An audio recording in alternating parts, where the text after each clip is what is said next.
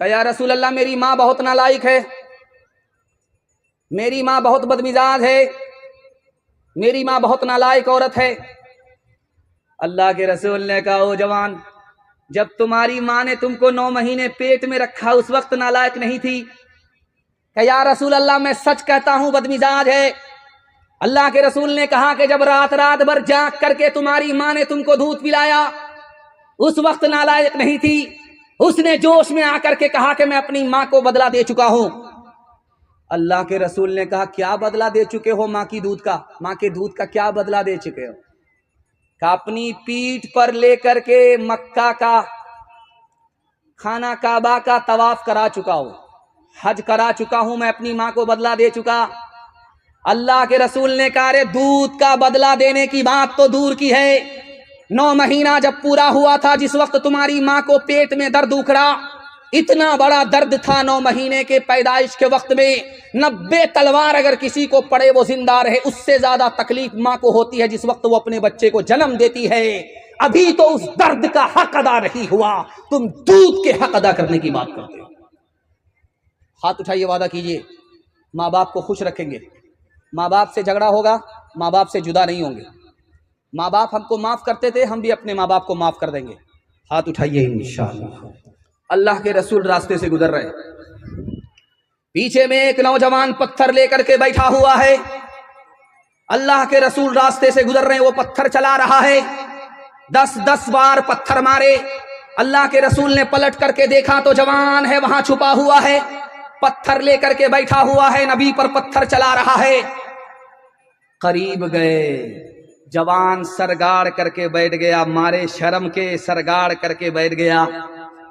اللہ کے رسول نے اس جوان سے کہا کہ تم مجھ کو پتھر اس لیے مارتے ہو کہ میں تم کو جنت کی طرف بلاتا ہوں، تم مجھ کو پتھر اس لیے مارتے ہو کہ میں تم کو جہنم سے بچنے کی تاکید کرتا ہوں۔ ارے 10 بار پتھر کیا مارتے ہو، 100 بار بھی اگر مجھے پتھر مارو اور تم جہنم سے نجات پا جاؤ، کلمہ پڑھ کر مسلمان ہو جاؤ، تو مجھے ان پتھروں کی چوٹ کی کوئی پرواہ نہیں۔ ایک نقطے کی بات یاد رکھیے، جب ہم لوگ مریں گے نا تو ہمارا مال ہمارے بچوں میں بڑھ جائے گا، لیکن ہمارے نبی جب انتقال فرما گئے تو ہمارے نبی کا مال امت پر صدقہ ہو گیا، بیٹی کو نہیں ملا، نواسے کو نہیں ملا۔ جانتے ہیں کیوں؟ اس کی وجہ 2 لکھی، نبی کا مال بھی اگر ہمارے مال کی طرح ہماری اولاد کو ملتا تو اس میں کوئی ایسا بھی ہوتا جو موت کی تمنا کرتا۔ نبی کی موت کی تمنا کرنا کفر ہے، ادھر وہ تمنا کرتا ادھر ایمان سے نکل جاتا۔ ایمان کی حفاظت کے لیے اللہ کے رسول نے اپنا مال ہی صدقہ کر دیا، اپنی بیٹی کو اپنے نواسے کو نہیں دیا۔ دوسری وجہ، ہمارے نبی نے اپنی امت پر سارا مال صدقہ کر دیا، اپنی بیٹی کو نہیں دیا، نواسے کو نہیں دیا۔ اس کی وجہ لکھی، اس لیے کہ کوئی ہو سکتا تھا کہ نبی کا امتی کھڑا ہوتا، نبی کی شان میں گستاخی کرتا، انگلی اٹھاتا کہ نبی نے مال اس لیے جمع کیا تھا کہ مرتے مرتے اپنی بیٹی کو دے کر کے چلے جائیں، اپنے نواسے کو مالا مال کر کے چلے جائیں، نہ رہے بانس نہ بجے گی بانسری۔ نبی نے اپنا مال اپنی امت پر صدقہ کر دیا۔ آخری نمونہ آپ کی خدمت پر رکھتا ہوں، اس پر پیغام کو ختم کر رہا ہوں۔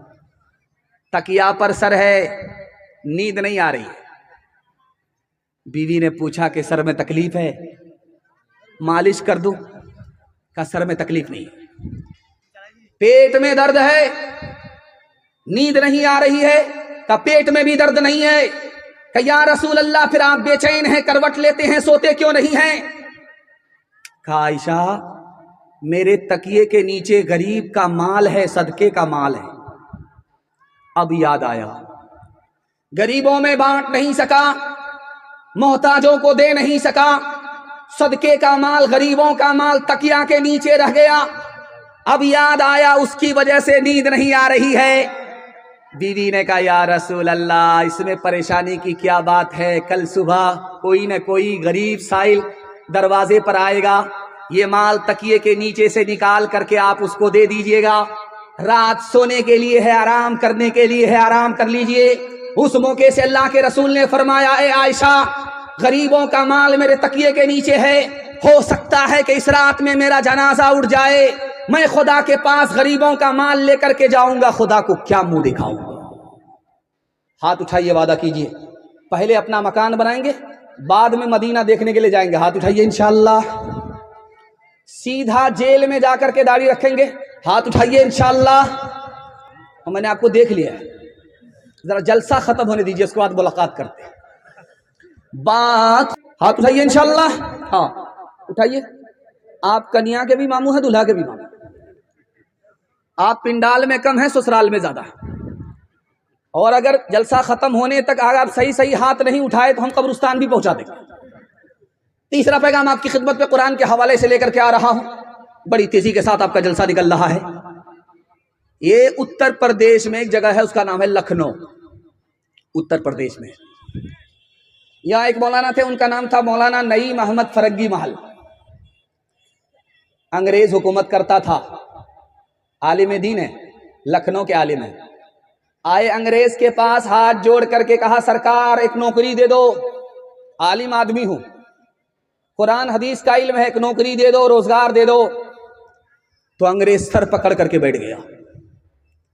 اب اس عالم کو اتنی بڑی حیرت ہوئی کہ انگریز سرکار ہے، ایک نوکری مانگ رہا ہوں، سر پکڑ کر کے بیٹھ گیا۔ تو مولانا نے پوچھا کہ آپ کا سر کیسے بھاری ہو گیا، ایک ہی آدمی کے لیے تو نوکری مانگ رہا۔